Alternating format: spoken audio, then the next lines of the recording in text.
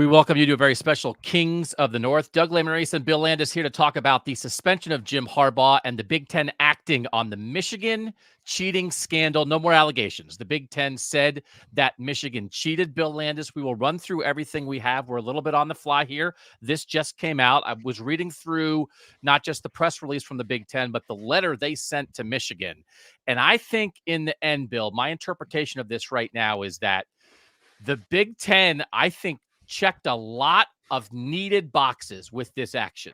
I think they were timely, which I think matters here, and they made the point that it matters. I think they were direct. They basically said into the response to Michigan that, like, hey, you're throwing a lot of mumbo jumbo at us. You're getting caught up in technicalities. You're getting caught up in, well, what about them? And we're talking about your violations. And I think there's leadership here from the Big Ten. And when you read what Michigan sent to the Big Ten, the 10-page response they sent and said, they kept saying, like, check the handbook, check the handbook. And I think part of the problem with the NCAA is we live in a handbook world where we're looking for people to lead. And in this situation, I think Tony Petitti, the Big Ten commissioner, led. And I think the actions of the Big Ten are borderline excellent, and then the punishment feels light. Yeah. Process, maybe an A. Verdict, I think, is going to leave some people thinking it wasn't harsh enough. Yeah, I think the verdict is about as soft as it could have been, short of like merely a reprimand or a fine, which I never really thought we were going to get something, that kind of weak. It was a question of how strong the Big Ten wanted to be, and this is certainly stronger than that. But I don't think they went probably as far as some people were hoping they would go, thought they should go. It's not a, I don't know if is it a half measure? I guess it's a little bit of a half measure, right? Because he can do everything during the week, but he's not there on Saturdays, which is not nothing, and we can talk about that. But do you view this as a half measure or maybe a step beyond that? I mean, sometimes compromise is a half measure, right? Yeah, Like I do. yeah. I would say that Big Ten fans, college football fans who think Michigan cheated, and to be clear, the Big Ten said Michigan cheated, are not happy. But I don't think Michigan's happy either. No, right. Now, Michigan clearly had been putting it out there that they were willing to take legal action, and they were prepared to fight this, whether you get a temporary restraining order or you do something where the Big Ten does this, but a judge says, no, we're not going to apply it yet. I think they should not do that. I think Michigan, with this punishment, and it does feel, it's very clear, I think, in the Big Ten letter that this step.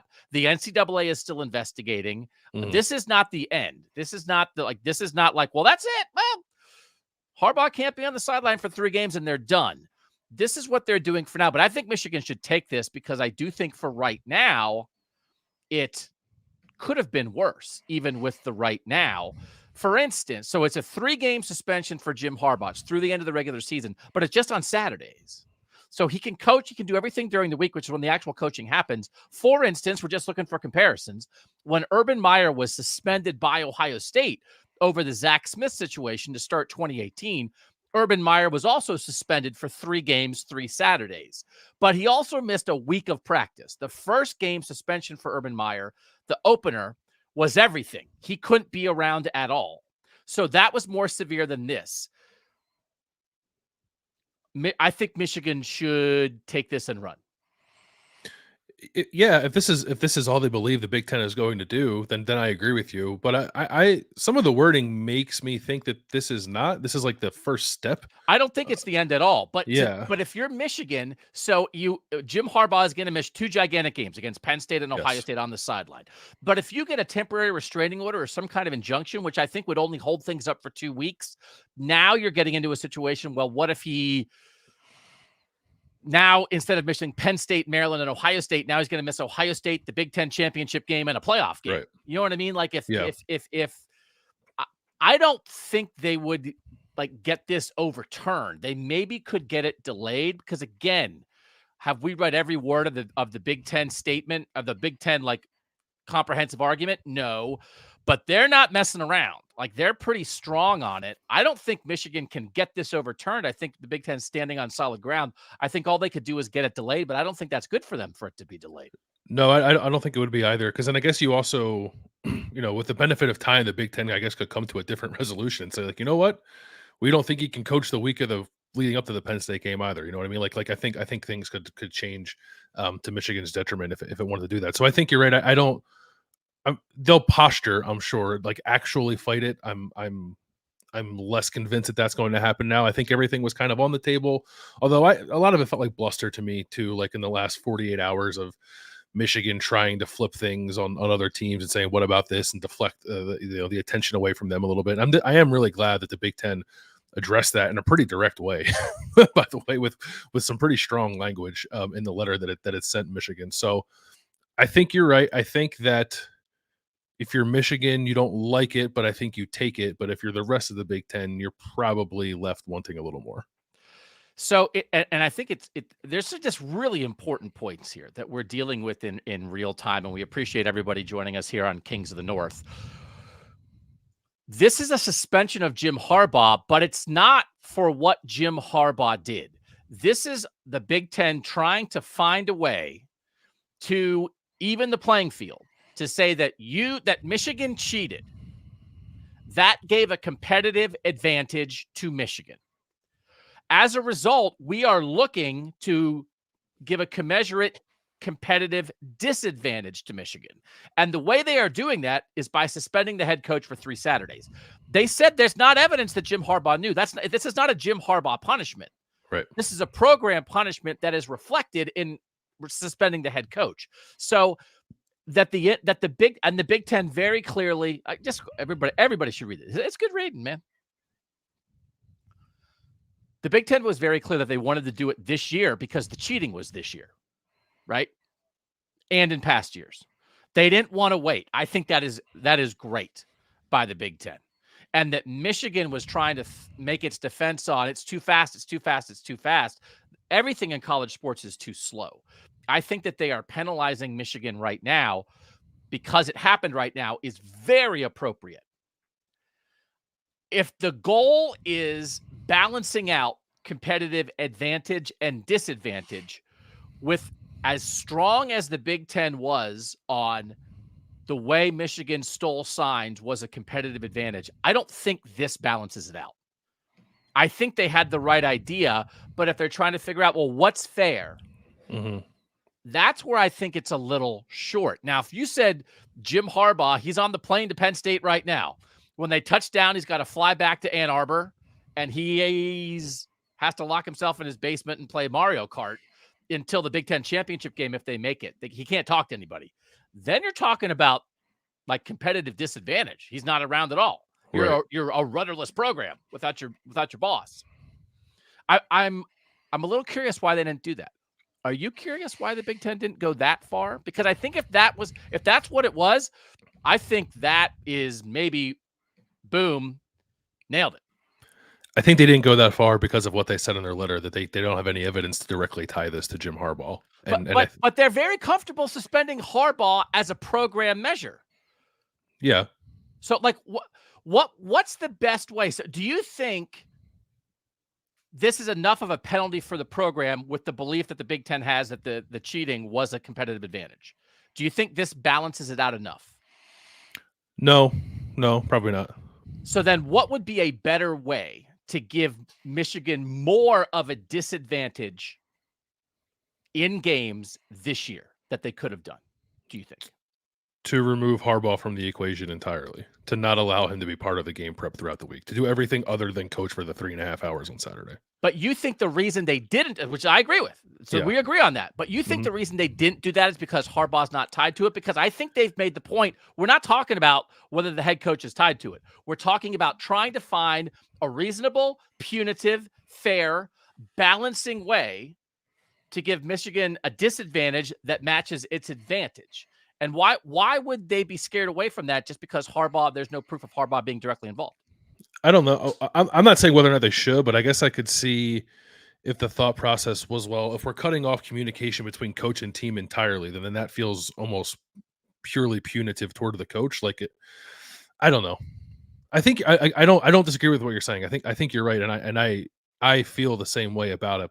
But I think that basically removing the head coach from the equation entirely, cutting off basically all communications between he and the coaching staff and the players, bears a stronger implication that he knew more about this than I guess the Big Ten is comfortable saying right now. But I don't know. I feel like you're like they're what they did. They said it's not about him. It's about the program. So it's like, how do you do it otherwise? You can't say, well, you can only play with 10 players. Right. You can't say that the other team gets a free 7 points. Like, you can't take draft picks away.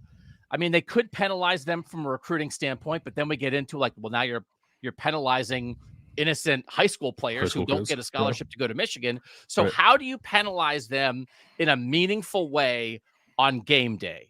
And I think this is not. You don't have a better solution.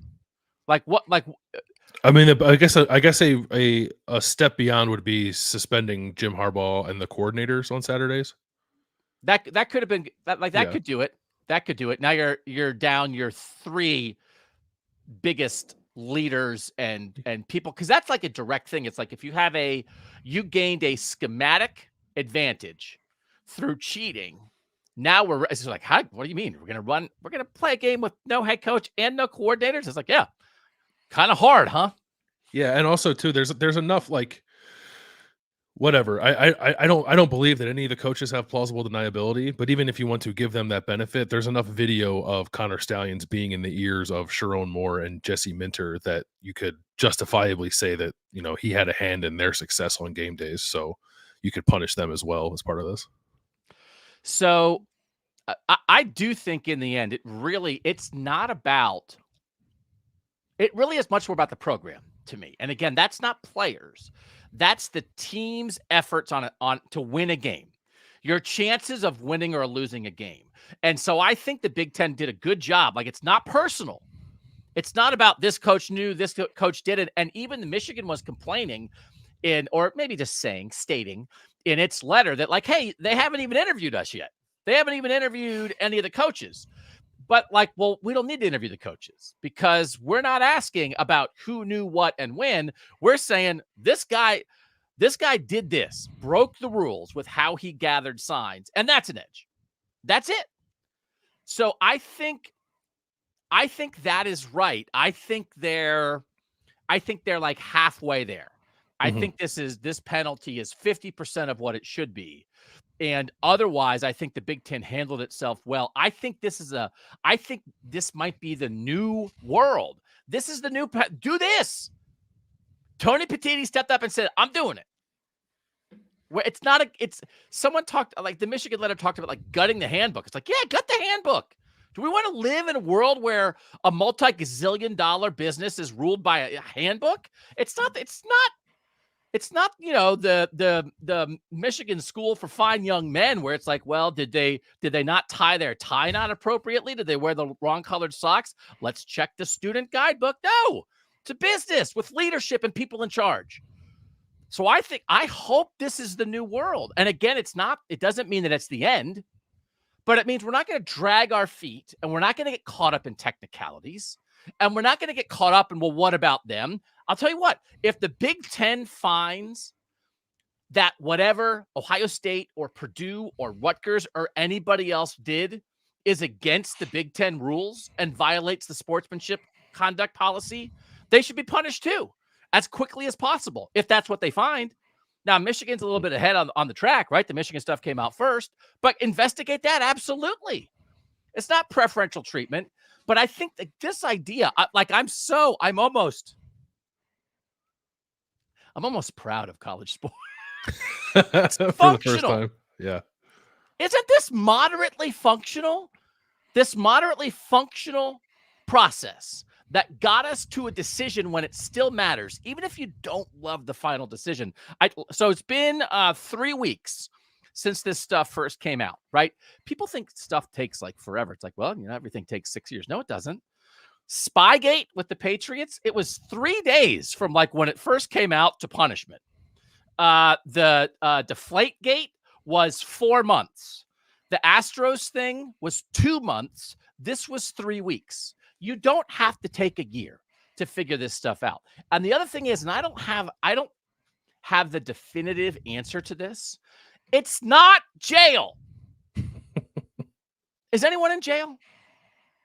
No. Which means it's not beyond a reasonable doubt. We have all kinds of standards for proof in this country. Beyond a reasonable doubt is when it's like, you're going away. We got to be sure. Civil trials is preponderance of the evidence. You know what preponderance of the evidence is? 51%, more likely than not. There's all kinds of administrative courts that have different levels of burden of proof. So if this is beyond a reasonable doubt, I don't think you can get to beyond a reasonable doubt in 3 weeks with something like this. No. But can you get to 51%? The dude bought 100 tickets. He has a blue light in his glasses. Is that 51%? Can we act on that as rational humans where nobody's going to jail? Yeah, that's how the whole world works. So like the idea, anything of like, this is too fast, it's not fair, how dare you not investigate? It's kind of a lot of stuff here, man. So like part of this, I am like, congratulations to everybody all around for doing your job in a timely fashion. Yeah, I think that's right.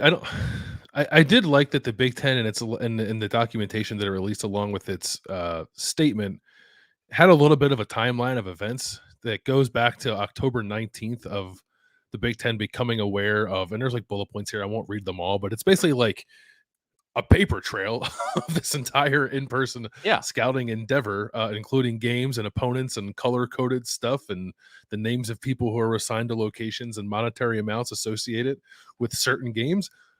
I think that's enough. Like, what else? I mean, you keep digging into it and get more information, but like, you got that on October 19th.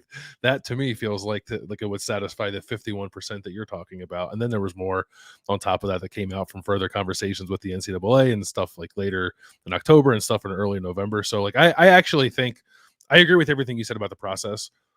I do think, based off merely what they found out in mid-October, that this perhaps could have happened sooner. Now, Michigan's only played one game since all this came out, so I guess there wasn't quite the pressure to get it done, that expeditiously as there is now with Michigan about to play the two biggest games of the year and you wanting to nip this in the bud a little bit. But yeah, it's good process. I think it's like maybe this is taking it too far. It feels a little bit like a microcosm of how the sport should function. Yeah, if it had like a commissioner, right? Yeah, at the top, somebody who's willing to act. Let me read this. This is an important part. It's quite a good letter. You can find it on the Big Ten's website. So it's like the press release that announces the stuff. And then they have like the letter that Michigan sent the Big Ten, the letter the NCAA sent the Big Ten, the letter the Big Ten sent Michigan. This is from the letter that the Big Ten sent Michigan. We impose this disciplinary action even though the conference has not yet received any information indicating that head football coach Harbaugh was aware of the impermissible nature of the sign stealing scheme. Can we do a search and check for how many times they use the word scheme? The Big Ten loved the word scheme and all this stuff. This is not a sanction of Coach Harbaugh. It is a sanction against the university that, under the extraordinary circumstances presented by this offensive conduct, best fits the violation because, one, it preserves the ability of the university's football student athletes to continue competing. And two, it recognizes that the head coach embodies the university for purposes of its football program. The conference recognizes that additional disciplinary actions may be necessary or appropriate if it receives additional information concerning the scope and knowledge of or participation in the impermissible scheme. So I think that is very well said. This cannot be right. I'm doing a word check. Guess how many times the word scheme is used in this in this 17. letter. 17. Okay, it's how many pages is it? It's 13 pages. 17 is low. 43. 43 uses of the word scheme. Okay. What do we think? Sorry, I know that reading is not, reading a document is not compelling. It's a compelling podcasting. document. Yeah, no. But More. This is like on page 8. And it says in Tony Petitti's voice, he's the I here. Neither I nor the conference reached this determination based on quote rumor or quote mere summaries and descriptions of evidence, as the university contends in its response. The conference has received and reviewed extensive documentation and information during the course of its investigation. And this is the next paragraph. The conference takes exception to the university's suggestion in its response that any determination in this matter is based on quote prejudgment and bias. I kind of feel like the Big Ten is telling Michigan it got lucky that they didn't drop a larger hammer on them at this juncture. The existence of the impermissible scheme is proven.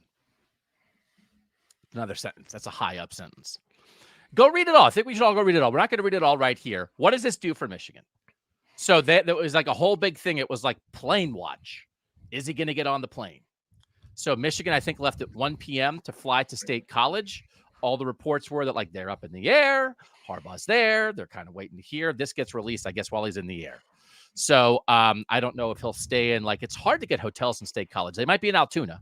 He might have to be in the Altoona Holiday Inn watching on TV, but then he can also watch Ohio State, Michigan State on Saturday night.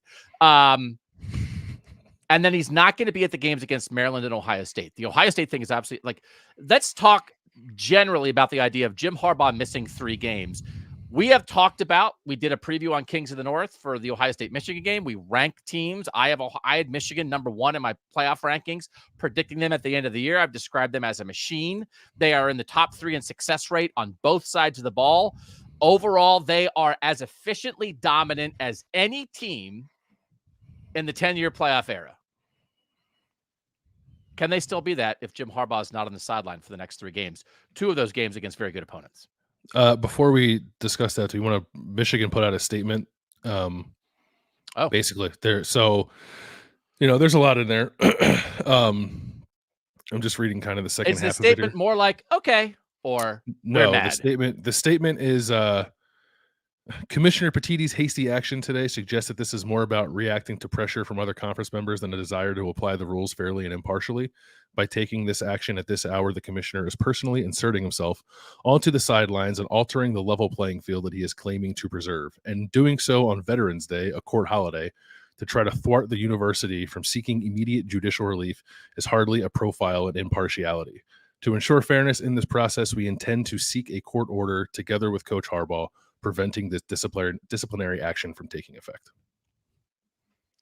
I think courts should tell college sports to get out. There are real things to worry about. I think the lawyers for both sides should walk up the steps, and the bailiff should kick them down the steps and say, figure it out yourself.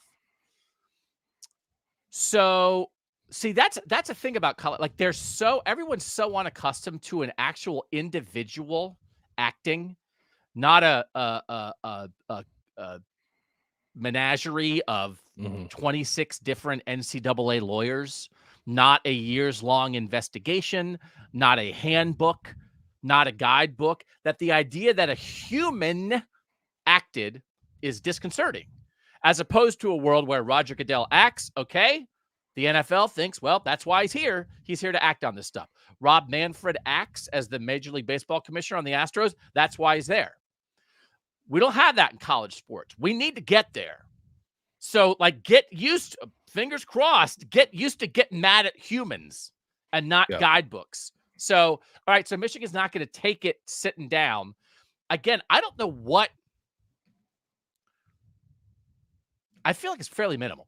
How much does it affect the football? How much does it decrease Michigan's chances of winning the national title if they can't get the court relief and if Jim Harbaugh's not on the sidelines for 3 games? I think a little bit, but not tremendously. The thing that does change it is they're playing 2 very good teams, right? They're playing Penn State tomorrow and they're playing Ohio State in 3 weeks, and those are the kind of games where the presence of the head coach and game management experience could very well matter. Now Michigan could get up on both those teams to a point where it doesn't matter, but I think that's where it comes into play. If he is permitted to be part of all the game prep, which he is going to be able to, and help them right up until the point basically where they leave the team hotel for the stadium on Saturday, that gets a lot of the important work done. And then you just kind of hope, I guess, that the game doesn't get into a place where you're missing his experience and his connection with the team. So it's hard to say, right, without knowing exactly how those games will go. But I do think there's a chance that it impacts them tremendously if the Penn State and Ohio State games are tighter ball games. He missed 3 games to start the year by a Michigan-imposed sanction after a proposed deal with the NCAA like kind of didn't happen, but Michigan imposed it in an effort to kind of like get out ahead of what might come from the NCAA about allegations of recruiting violations related to what they did or didn't do during COVID-19. And then did Jim Harbaugh not talk to the NCAA or not be truthful with the NCAA during that? And they rolled, and they did have some coordinators suspended then as well. Mhm. So this idea of like, we'll suspend more than just the head coach. They had multiple people suspended early on. They kind of were rotating who's the head coach today. They had a game where they split it in half even. You get to be the head coach for the first half. You get to be the head coach for the second half. His kid was one of the people who got to do that, which is nice. It's nice for the kids. Make it nice for the kids. You love that. About Jay? Is that Jay? Do you think Jay's in charge for the last 3? Oh my God, we just got rid of Brian Ferentz and now we're having Jay Harbaugh shoved right up our gullets. No, I wonder what they were. Yeah, because they did. It was like they were having like I think there was one game where Jay Harbaugh was the head coach for one half, and I think Mike Hart was the coach for the other half, or something like that. Yeah. Who wants to be the head coach this drive? 1, 2, 3, shoot. I think it's minimal. I think it's maybe like 10% because it's one of those things. If Jim Harbaugh wants them to be aggressive and go, it's like, we want to go for it on 4th down and less than 3 around midfield. He can communicate that during the week. If they have a play where they want to hand off to the running back and have the running back throw a pass and you say, we want to run this at a game-changing moment in the second half. Okay, well, you can figure that. There's a lot of stuff. The coaching happens during the week. The motivational stuff, again, most of the time you listen to head coach like pregame and halftime speeches. I'm typically underwhelmed. Most of the time it's like, Junior Colson got up and gave a speech at halftime that got everybody fired up, right? I mean, that doesn't feel like a thing. And honestly, Ohio, there's nothing Ohio loves more than Ohio against the world, right? Michigan guys today were wearing Michigan versus everybody. Sure. Yeah. So I don't know what's larger, the world or everybody. I guess maybe everybody is larger because that would potentially encompass people who don't live on this world, right? That could include aliens. So Michigan versus everybody, including aliens. I don't know. Is that like a motivating force? They're going to be defending home stadium ground. Jim Harbaugh is going to be down at Zinster's. What's the deli that everybody eats in Zingerman's? He's going to be at Zingerman's Deli eating a pastrami sandwich at kickoff. And everybody's going to be, it's going to be like they're going to be wearing Earl Bruce headbands. They're going to be wearing free Harbaugh headbands for that game. It might help them. How much does this help Michigan? How much of a favor has the Big Ten done to Michigan by suspending Jim Harbaugh is a real question. Yeah. I mean, that's not nothing. we're not merely making jokes there. I do think there can be a galvanizing effect here, which I think is why a lot of the conference wanted something more severe than this. Because that's a real possibility.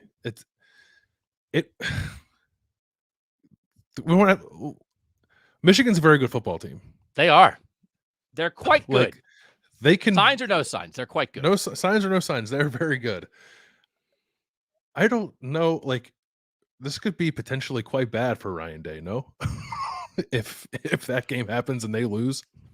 I mean, yeah. Michigan's extra angry if they don't win. Like Michigan, like legacy wise, it's like, oh, well, right? I mean, that's what Ohio State fans would say in the reverse. Oh, you beat us, but you had to get our head coach suspended to do it, right? Like if we're talking about like, there's multiple things here. And the third thing I had down was like, so there's what's the punishment? What do we think of it? What's the effect of the punishment? And then there's like, what else? There's the everybody and the aliens part of this. So the what else is anybody who experienced the 2006 Ohio State-Michigan game, 1 versus 2, and then Bo Schembechler dies the week of the game. It's like, you cannot get more than this. Suspending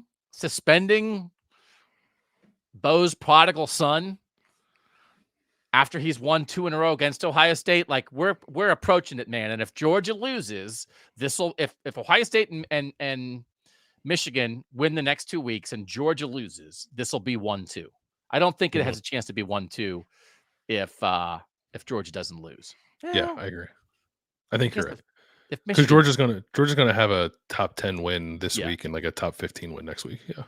but like this is going to be legendary, and it's going to be less than an even playing field, which is why this is so disappointing that this happened, because we are now going to be in a 4-year era, right? So 2019, Ryan Day's first year, Ohio State wins. Then the game's canceled. Now we have 2 games where the Big Ten is saying it's proven, the scheme was proven. Michigan was stealing signs for those 2 games. And now we get this game where Michigan's not going to be itself. And don't you just want to get to great Michigan, great Ohio State, let's roll out the ball and see what happens? And we're not going to have that yet again. Yeah. You're not going to have full strength equal, but it's because Michigan started it. Yeah. To be clear, I don't think Ohio State fans will have any problem whatsoever with beating Michigan without Jim Harbaugh, and I don't think that they should. But they'll hear it. They'll hear Michigan it. fans will have that ready and holstered. Yeah, for sure. And then if it's the other result, then boy, that's not great for Ohio State's head coach. I don't think Ohio State fans would have a problem, but I would imagine there are some subset of Ohio State fans, maybe the majority, who would be like, I want him out there, right? I want Ohio. I'm an Ohio State fan. I want Ohio State to beat Michigan more than anything, but I want Jim Harbaugh to be there on the sideline to see it and feel it and be part of the loss. There are people who want that as well. Like, I mean, I'm certainly one of those fans that even if it enhances your team's chances of winning, you want the best out of your opposition. So there's no excuses for anybody in an ideal world. Yeah, well, it's that, or it's also like they not only do Ohio State fans think that Michigan, I mean, let's call it what it is, cheated their way to beating Ohio State the last 2 years, and also probably cheated CJ Stroud out of a Heisman Trophy or 2. They want Jim Harbaugh to be on the sideline when the playing field is perceived to be level and take it. Like they don't want him to be sitting on his couch or in a hotel room somewhere, removed from that feeling of losing that game. You want him on the sideline so you can inflict the loss on him emotionally as well. So that does get taken away from it in this scenario. But I'm sure Ohio State fans will find a way to enjoy it either way. As described below, the existence of the impermissible scheme is proven, while other investigatory bodies continue to develop additional evidence of the scope, extent, and individual knowledge of the scheme that may advise additional or enhanced penalties in the future. Taking immediate action is appropriate and necessary under the conference's sportsmanship policy. I think this, as much as Michigan wants to fight this, and there was even stuff again that came out on Friday. Biff Poggi, right, the guy who was who's the Charlotte, is it Charlotte? He's the Charlotte head coach. He was Jim Harbaugh's right-hand man. Was like, I can't be silent anymore.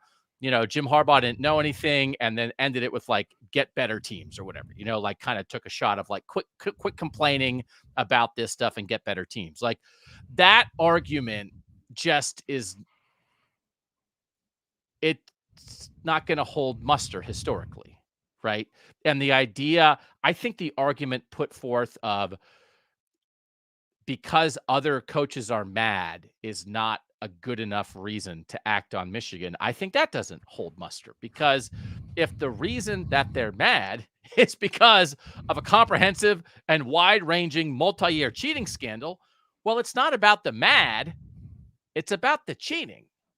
And so this is like one of those things. Again, we I think sometimes are waiting for the definitive 12 peers on a jury, right? Once and for all decided. Although, as we find out in American history, that sometimes doesn't get it right either. The Big Ten said they did it, and that sticks. And I think this decision and the way the Big Ten spelled it out in the letter to Michigan is a scarlet letter on this era of Michigan success. And we had talked about it when it first came out. Is it more like Spygate, Deflategate, where it's like the Patriots are great, Tom Brady's great, Bill Belichick's great, and cheated a little bit in between? Or Like, is it more like the Houston Astros where we think you won because you cheated? You came from off the radar. You weren't winning, and then you were. Now, of course, you had good players. The Astros had good players. Michigan has good players. You have good coaches. You have good coaches. But you didn't win before you cheated. And then you cheated, and you flipped it. I think, historically, this decision and the way the Big Ten presented it, this era of Michigan success will be branded with they cheated to do it. Do you agree with that? I do agree with that. I did not agree with that initially. We had this conversation when the news first broke. Like, what do you think it's more like? And I think you and I were both kind of more on the Spygate side of things, right? Yeah. I've moved. I don't know if my opinion of it has changed, if I'm being honest, but I do think that this paints it more in the light of your success is the byproduct of your cheating, and not merely like a footnote in otherwise successful tenure. Yeah. I mean, there's a lot of stuff, right? Like Barry Bonds was great, and then his head size grew 2 sizes, and he got even better, but he was already great. I think it calls into question how good Michigan was, like, to begin with, right? Which is and so that's the court of public opinion, and that's perception, and that's what comes up in document. Like, that matters a lot in sports. That matters a lot in sports. And so there is a punishment here that I think people outside of Michigan may feel like is not enough, but I think the way it was delivered, the definitive nature, the way they undercut the Michigan arguments is extraneous and irrelevant. And they said, we got it. You did it. I think that is part of the punishment. Perception and history is part of the punishment. So in a world where you might say, hey, I don't know, how much is it really going to affect them? Even if they win it, now actually I take that back. What if Michigan wins the national title this year? And it's like, well, does that repudiate it? Because like Michigan already was trying to use the example of like, well, we couldn't do it in our last 2 games after this stuff came out. We weren't sign stealing then, and look how many points we scored. Is Michigan now on a march to win a national championship, not just for this year, but to enhance the last 2 years to prove it wasn't because of the cheating. It's because we were awesome. Now, you said we cheated. We might disagree with that, but okay, fine. Even if we did, we're not now. And guess what? We won it all. Is that like this? Would that be Michigan's answer to this?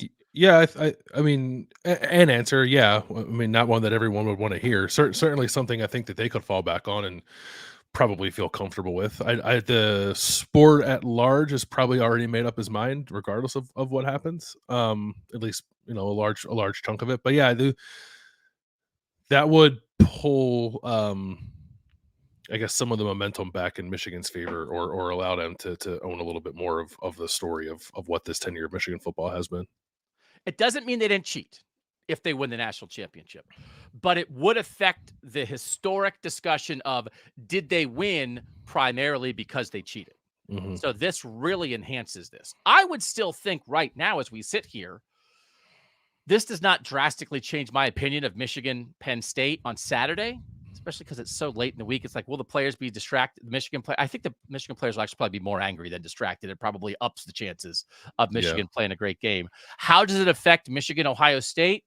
Again, we sort of already covered that, but it doesn't at the moment affect my opinion of that game drastically. And my opinion is that's a toss-up game, because I do think a lot of what Michigan does, 3 levels of defense, real dudes. An offensive line, this is probably a step back from last year, but still is a pretty good offensive line. 2 real running backs, a quarterback that's playing at a high level, tight ends that get it done, and Roman Wilson leading a receiving core that is the best receiving core in the last 3 years at Michigan. There's a lot of great pieces here. As a part of it, I don't think they only got good because of this, because I do think you can look at the players, and I do think you can look at the way Sharon Moore coaches and the way Jesse Minter and Mike McDonald before him coached, and you can find a lot of other reason for that. Like, it's almost like, did you have to? Did you have to do this? But you don't have an argument against anybody who thinks they won only because of the cheat. Actually, what do I think? Did they win? I'm going to have to sort that out. Did they win because they cheated? Or did they win anyway and they won some degree more because they cheated? I don't have a firm opinion on that right now. Yeah. It's also not merely that they've won, like especially like they beat Ohio State and Penn State by some healthy margins. Yeah. Yeah. And in the Big Ten championships. How big of a deal is this in history? Pretty big. Like, I don't know. I'd have to think about it some, but it's up there with like the, I don't know. It's hard too because like it's, if other scandals that happened in the 60s and 70s happen now, they would be amplified, you know, to the level that this one was. So I don't know. It's hard to say, but it's a pretty big black mark on one of the 3 to 4 most successful programs of like a 5-year stretch of college football. It feels pretty significant. I guess I think this is the biggest thing that has ever happened in the Ohio State-Michigan rivalry. Because Michigan did not get over the top. Michigan did not win a national title. Michigan did not make a national title game. What Michigan did and what Michigan had to do was beat Ohio State. Why did Michigan do this? Michigan wasn't 3-9 every year. They weren't getting over the top in the games that mattered most, and no game matters more than the game. Mm-hmm. So when you look at the why of this, that's the why. And when you look at the effect of this, that's the effect. Because that Ohio State team, that was the best team that Michigan played each of those years in the regular season. Yeah. And they did take care of business in a lot of ways, but you can find individual plays in a game like that. It wasn't 80-0. You can find individual plays that were momentum changers that really mattered. And so when you think about that, and when you think about 40 years from now, when you think about the documentary and Michigan, and you can see 85-year-old Urban Meyer saying they had to cheat to beat us. Yes. Right? Uh-huh. You could have old Ohio State fans and players and 50-year-old CJ Stroud. They took that away from me. They cheated. They cheated me out of that. That's as big as it gets. That's bigger than tearing down a sign. That's bigger than flipping a double bird. That's the biggest thing that's happened in the biggest rivalry in sports. That's what this is. Yeah. Whenever the next documentary is made, this is the through line of the whole thing. Is this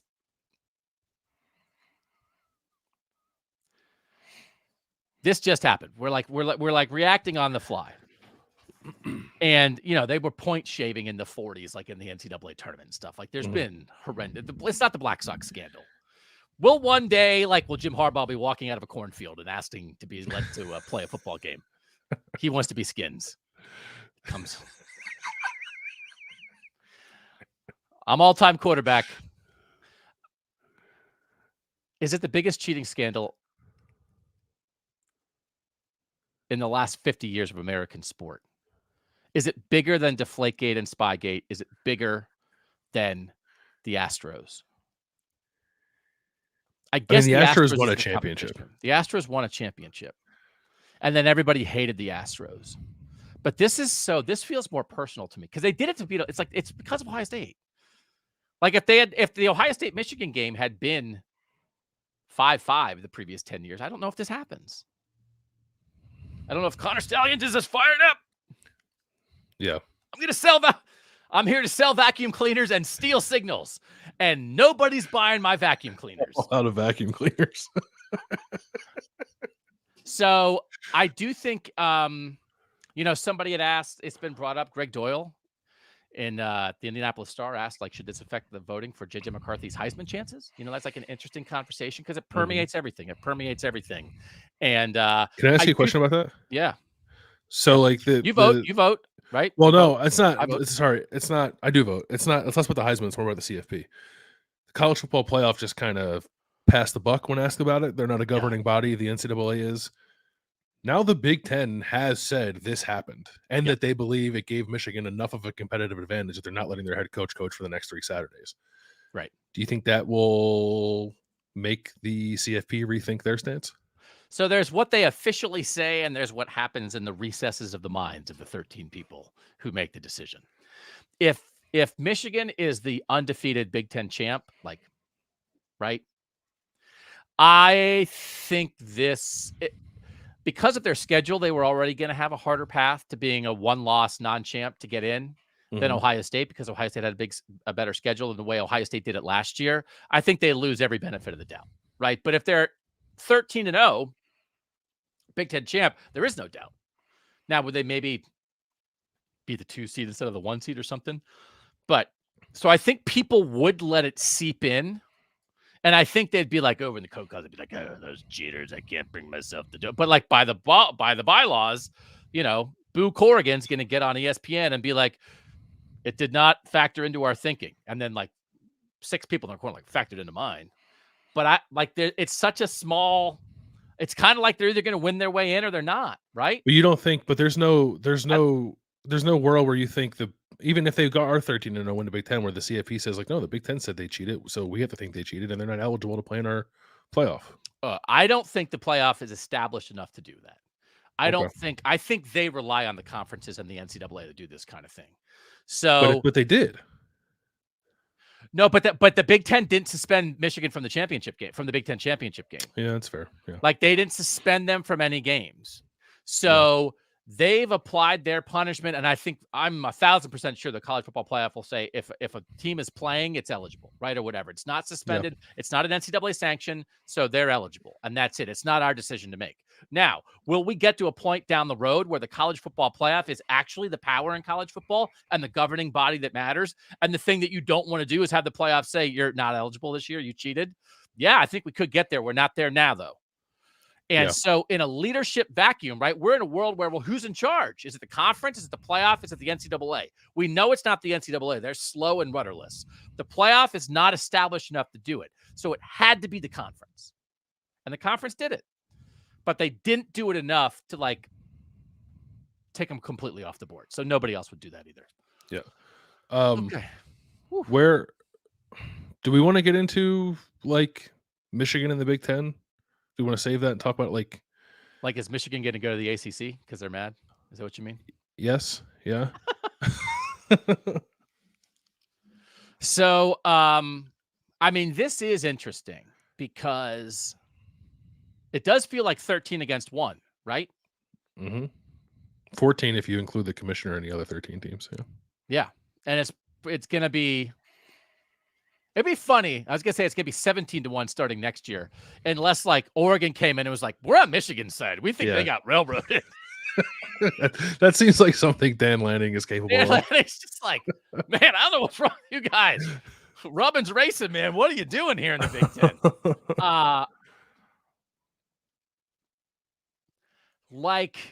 Ten? We had sort of talked about this. Like, we love the idea of like heel turns and stuff and all this, whatever. Like, a lot of the blank against everybody, blank against the world is just lip service and it's not real, whatever.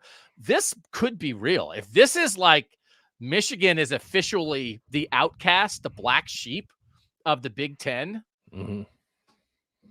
and Jim Harbaugh starts wearing a Darth Vader mask, and it's like, we're of you, but we hate you, and we want to take all of you down. If you think stealing signs in the stands was bad, wait till you see what we got next.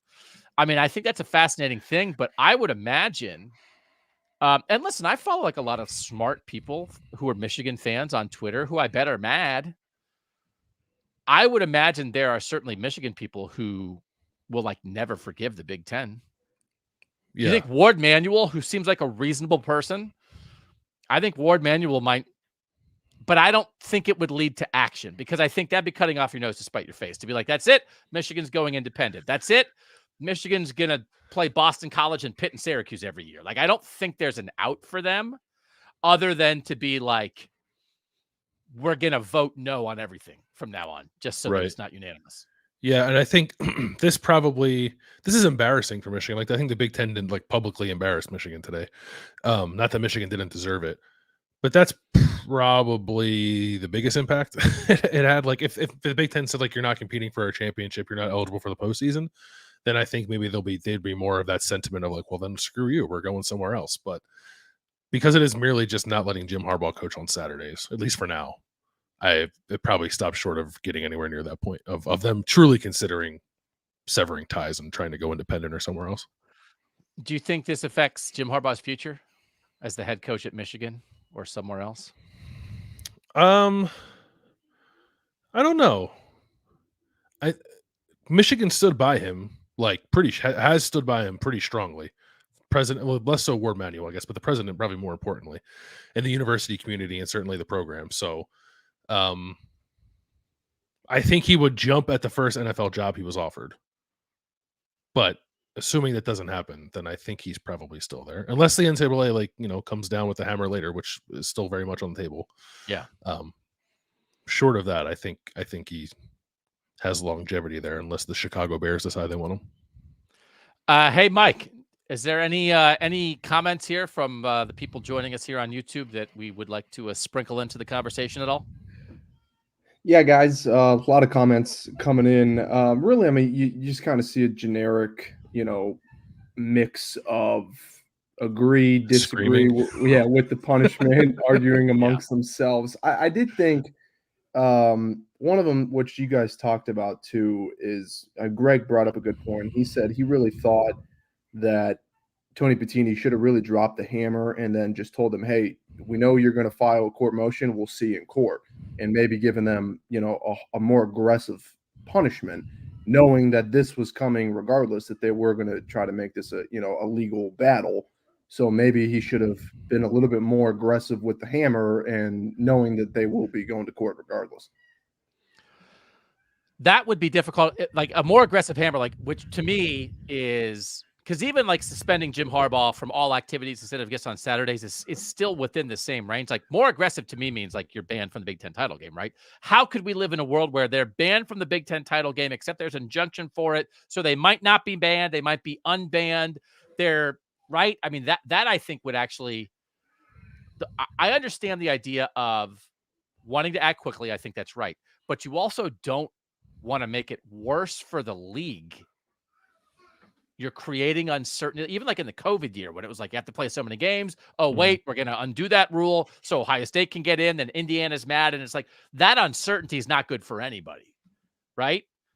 So you could have gone farther, but you knew Michigan would fight it, which now potentially the whole conference is caught up in the upheaval. We're like right now, there's no like Big Ten upheaval here. This is just Michigan having to deal with this, right?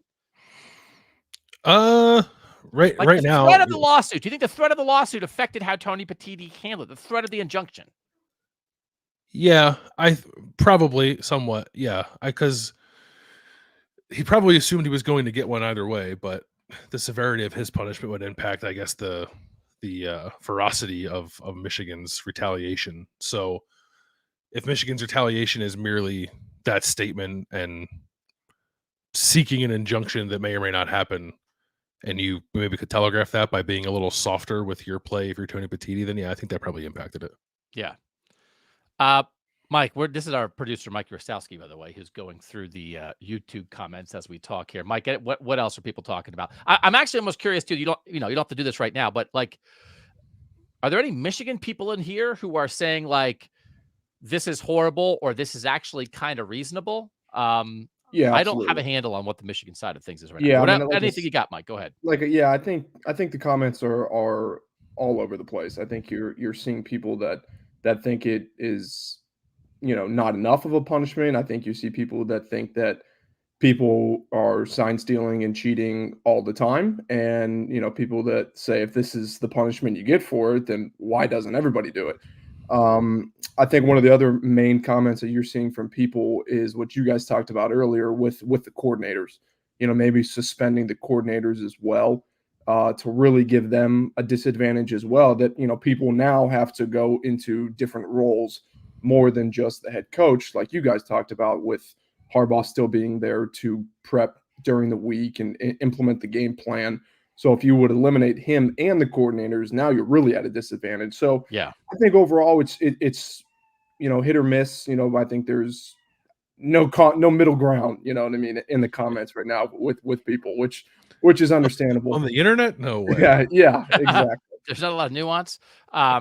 It's a very passionate discussion. I do think there's a point worth making that because this was more than a 2-game coach suspension, Tony Petitti couldn't do it unilaterally. He did have to get approval from the Big Ten executive board, and he got it. So this was not just like one guy going off half cocked.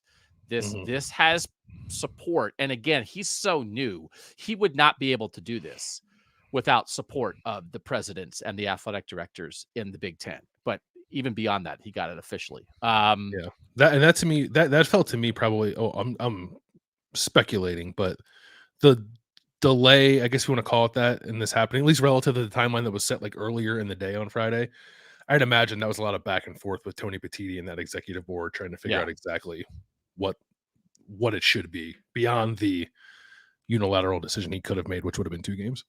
And the idea that it's open for more punishment. If you find out that it goes even deeper, or the NCAA finds out it goes even deeper, then you can be talking about down the line a potential postseason ban, right? Sure. Which would be a much bigger deal. But I think it was imperative to act now, and they made, again, the point very, very clearly.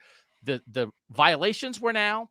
We've proven it, and so we wanted to act now. I think that's good, and it hurts Michigan, but does not absolutely cripple. It does not deny Michigan a chance to win a national title.